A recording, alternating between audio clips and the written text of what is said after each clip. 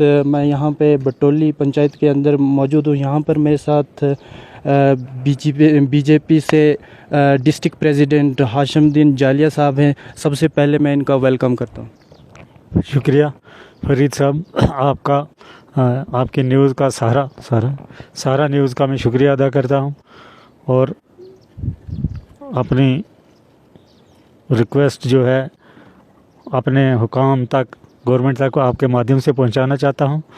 मैं आपसे एक अर्ज़ करना चाहता हूँ कि हमारी पंचायत मनोए पंचायत से मैं तल्लुक़ रखता हूँ।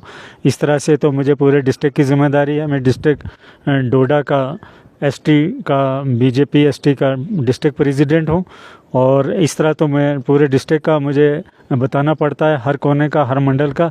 लेकिन इस वक्त मैं बिलखसूस अपनी मनोए पंचायत के बारे में आपसे गुजारिश करना चाहता हूँ और आपके माध्यम से मैं अपने डीसी डोडा से भी वो अर्ज़ करना चाहता हूँ कि वो इस पे गौर फरमाएँ।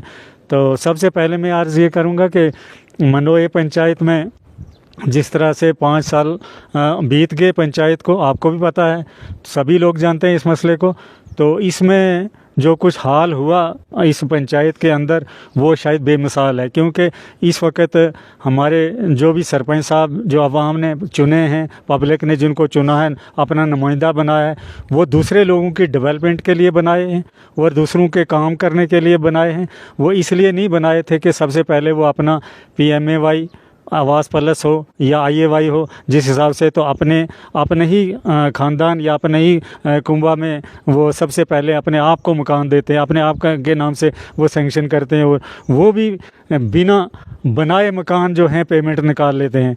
तो उन्होंने खासकर मैं मनोए पंचायत कालू चाड़ चौधरी जी के नाम से जो सरपंच तैनात हैं इस वक्त, मैं उनकी बात कर रहा हूं।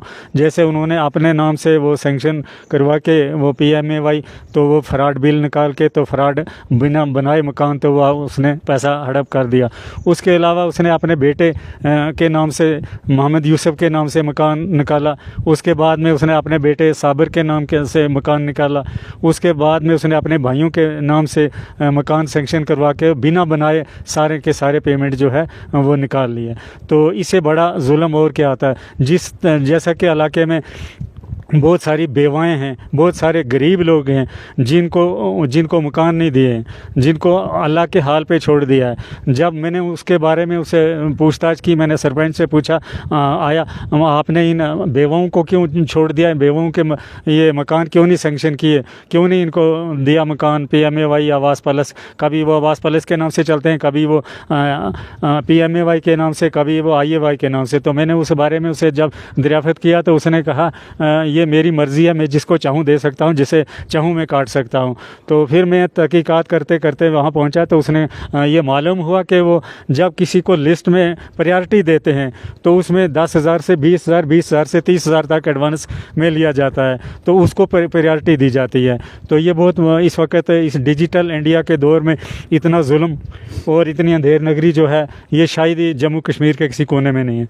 उसके अलावा बहुत सारे ऐसे फ्रॉड बिल हैं जो कागज़ तक ही महदूद हैं, ज़मीन कसम खाती है, तो जिसमें लाखों का मसला है।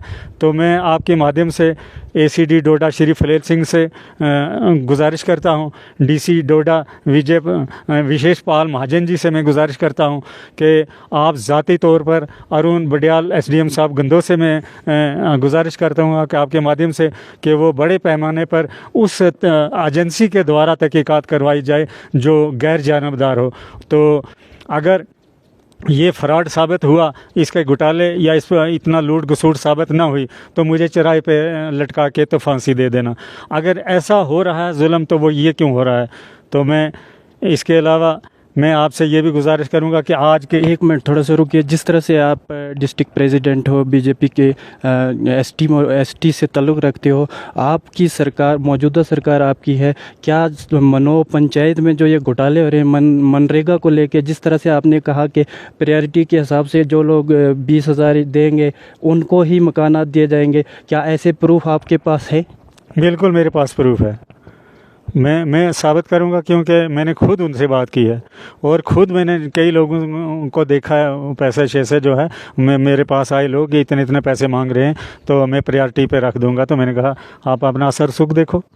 तो इसके अलावा अगर हम पूरे आपके डिस्ट्रिक्ट की बात करें, क्या मनरेगा को लेके पंचायत मनो होगी, आपके नज़दीकी पंचायत बटोली वगैरह, चिल्ली पाई होगी, क्या इन पंचायतों के अंदर भी ऐसा कुछ देखने को मिला आपको? फ़िलहाल बहुत सारी जगहों से हमारे पास शिकायत है।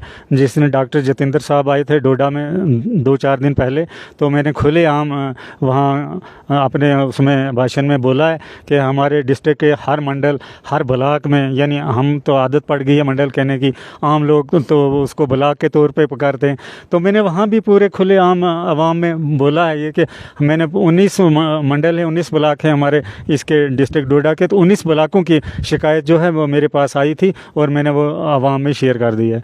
और मैं आवाम में बोल दिया है कि हर वीडियो, हर तहसीलदार जो है वो सोच समझ के चले। तो ऊपर गवर्नमेंट जो है वो काफ़ी इस वक्त साफ़ सुथरी सरकार बैठी है, साफ़ सुथरे वज़ीर आज़म जो है वो पूरे वर्ल्ड में माने जाने हैं। तो ऐसे कोई आम वो जैसे पीएम आगे पीछे थे वो पीएम नहीं है। पीएम एक बहुत साफ़ सुथरा और साफ़ शफाक आदमी है और ये एक्शन जो है ये होके रहेगा, ये मैंने बोला। तो जिस तरह से इस साल ये भी कहा जा रहा है कि मनरेगा को लेकर अगर बात करें तो जिस तरह से पहले 100% जो मनरेगा का काम मिलता था, अब उसको कम करके 30% पे लाया गया है, जिससे लोगों को जो है काफ़ी परेशानी हो रही है, गरीब लोगों का हक नहीं मिल रहा है। इस बारे में आप क्या कहेंगे? क्योंकि सवाल तो आप पे ही उठेगा, मौजूदा सरकार जो है वो आपकी है। इसमें मैं आपसे ये अर्ज़ करूं कि मनरेगा जो है सितंबर अगस्त में 2022 में काम जो इन्होंने खोले थे मनरेगा के तहत, उसमें इन्होंने जितने कार्ड उस वक्त मौके पे लगाए थे, उन्होंने कम से कम जितनी ज़रूरियात थी उसकी प्रोग्रेस की, उससे डबल ट्रबल दे चुके हैं। आज इन्होंने वो प्रोग्राम चेंज करके तो उसी काम पे हाज़िरी लगाना शुरू कर दिया है। जबकि और लोगों को, जो लोग बचे खचे थे, तो ये सारी हेरा फेरी जो भी है, ये बेईमानी जो है सिर्फ पंचायतों की है, सरपंचों की है, बाकी किसी की नहीं है।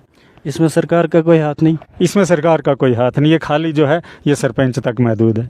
और सरपंच लोग ने अपने घर का काम उसी नरेगा के तहत हाज़िरी लगाना काम पे और काम करवाना अपने घर में, अपनी ज़मींदारी। आपसे एक और सवाल रहेगा, जिस तरह से प्राइम मिनिस्टर नरेंद्र मोदी जी ने कहा था कि हर घर बिजली, और ये भी साथ में यह भी कहा था कि जो दूर दराज रूरल एरियाज़ है या कोई गरीब तबके से लोग ताल्लुक़ रखते हैं, उनको फ्री में बिजली मिलेगी। क्या आपके डिस्ट्रिक्ट में ऐसी कोई पॉलिसी गवर्नमेंट की तरफ से? इसमें फ्री बिजली और फ्री राशन ये तो हमारी सरकार के उसमें प्लान में है, लेकिन फ्री राशन जो है ये चालू कर दिया है, इसको लागू कर दिया है। जो फ्री बिजली वाला है तो इस योजना पे नज़रसानी जो है हो